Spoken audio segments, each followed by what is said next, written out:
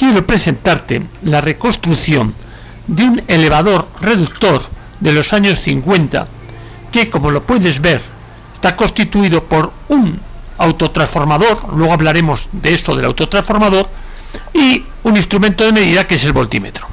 Ahora, hay una curiosidad que estoy marcando con el destornillador, es que, como puedes ver, el voltímetro no va a los extremos de salida del elevador reductor, que sería lo más lógico. Para saber la tensión que tengo en salida, poner un voltímetro en salida, pero no es así. Luego veremos por qué. Como puedes ver, el conmutador está destrozado. Entonces, bueno, ya sabemos que tenemos que cambiar ese conmutador. Ese conmutador, que lo que va a hacer seguro es poner más o menos espiras, y que en este momento, por lo que sea, además no me fijé cuando lo compré que no estaba anclado bien, es decir, se movía, pero bueno, tampoco igual no hubiera supuesto que estaba tan roto. Repito el funcionamiento del transformador. Tengo una tensión variable en la entrada que produce una corriente variable y esto un campo magnético variable, que en secundario induce una corriente alterna variable. Entonces vemos cómo es necesario corrientes variables que produzcan campos magnéticos variables que inducen corrientes alternas en el secundario. Si la tensión de entrada es continua, no funciona. La tensión que tengo a la salida es cero. Bueno, hay un momento que sí funcionaría. Es cuando pasa de no tener tensión a tener una tensión. Entonces sí que es cierto que pasa de cero a un valor fijo. En ese tránsito sí habrá una tensión inducida, pero eso solamente es en el transitorio. En forma permanente, una vez que se haya establecido esa corriente es continua, con lo cual no produce un campo magnético continuo. En el secundario no hay variación de flujo magnético y por lo tanto no hay una tensión generada, una tensión inducida en el secundario. Ya te comenté que aquí es un autotransformador. ¿Y cuál es la diferencia? Pues la diferencia es que en el anterior hemos visto claramente cómo hay un devanado de primario y un devanado de secundario, totalmente aislados, o unidos lógicamente por las chapas donde tiene que pasar el flujo magnético variable. Pero en este caso, en los casos de los autotransformadores, como puedes ver, no hay más que una sola bobina. Eso sí, esa sola bobina, ese solo devanado, tiene muchas tomas. Y lo que parecería lógico en un elevador reductor es que lo que conmutásemos fuese lo que es la salida, es decir, el equivalente al secundario. Pero podrás ver ahí que lo que se conmuta es la entrada, es decir, la tensión de entrada se le va dando más o menos espiras, siendo la salida fija. Es un detalle importante. Y verás que el voltímetro, como te he dicho antes, no va a los extremos de la salida, sino que va a un devanado de ese autotransformador. Eso significa que si este voltímetro lo meto directamente a 125 voltios, probablemente se me queme.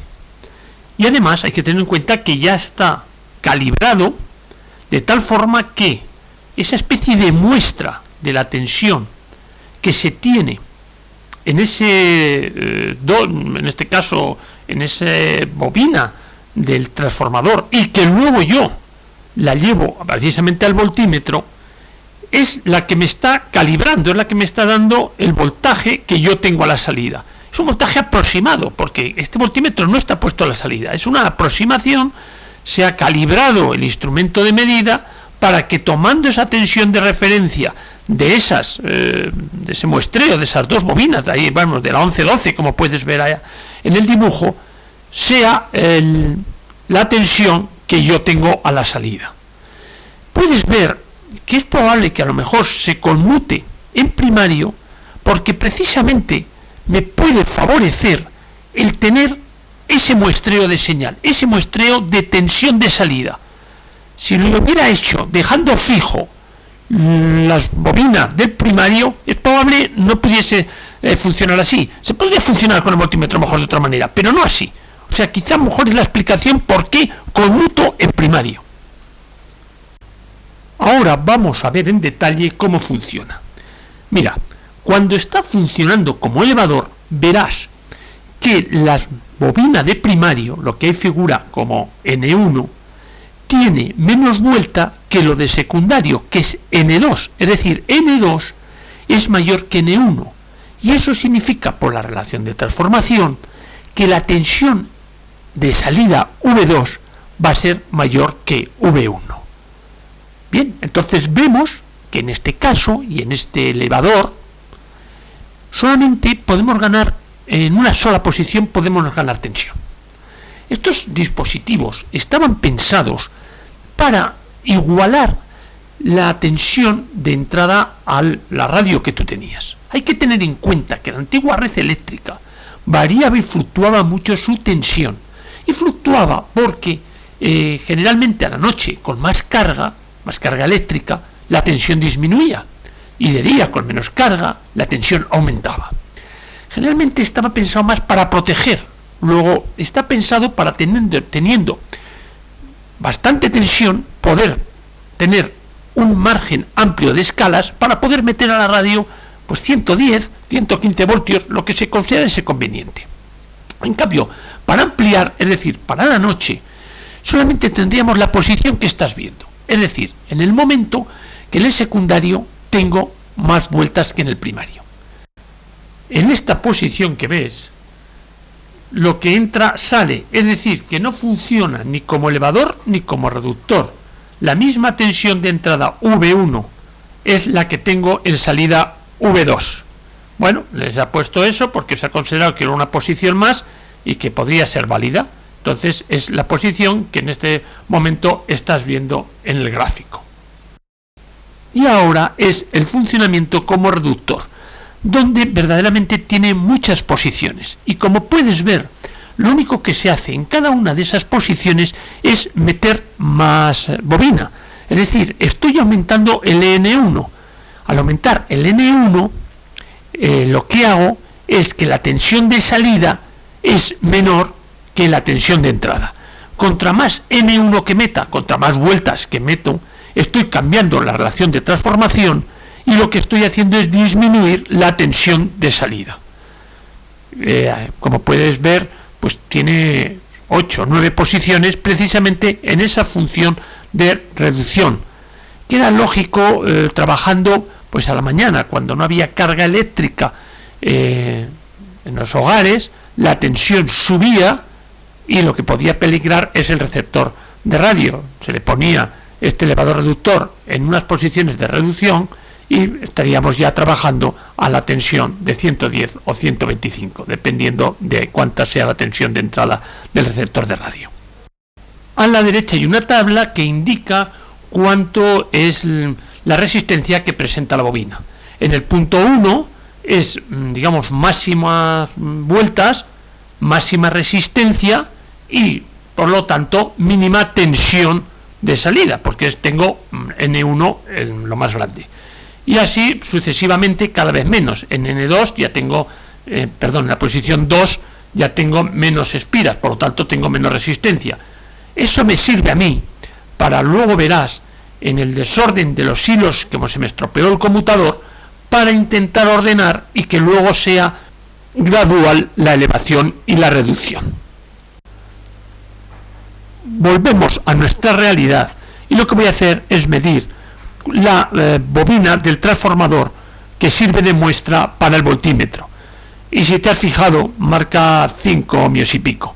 Bien, esto es una curiosidad que te la he querido presentar y ahora vamos a ver cómo ordeno las distintas tomas del conmutador. Puedes ver que lo que hago es medir la resistencia que hay en cada uno de los hilos y de tal forma que apunto su resultado.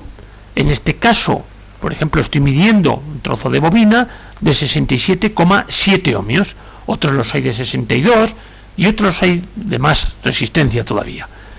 Entonces eso me permite después ordenarlo de tal forma que, como he dicho antes, sea gradual.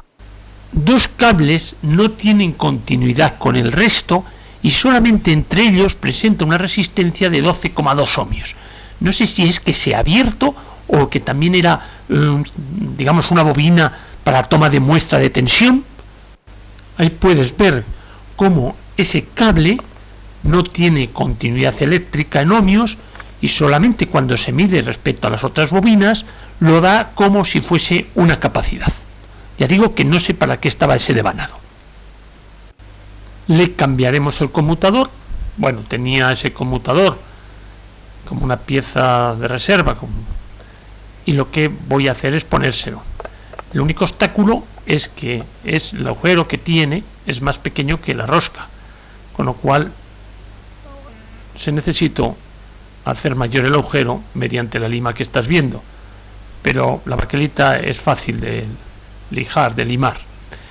Bien, ahí lo que quiero demostrar es la exactitud del voltímetro que incorpora el elevador reductor.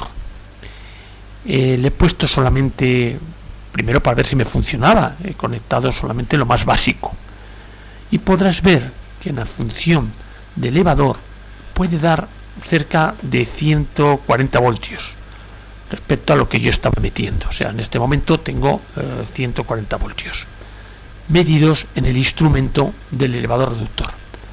Si lo mido a la salida, que es donde verdaderamente va a ir a la radio, la tensión de salida es unos 130.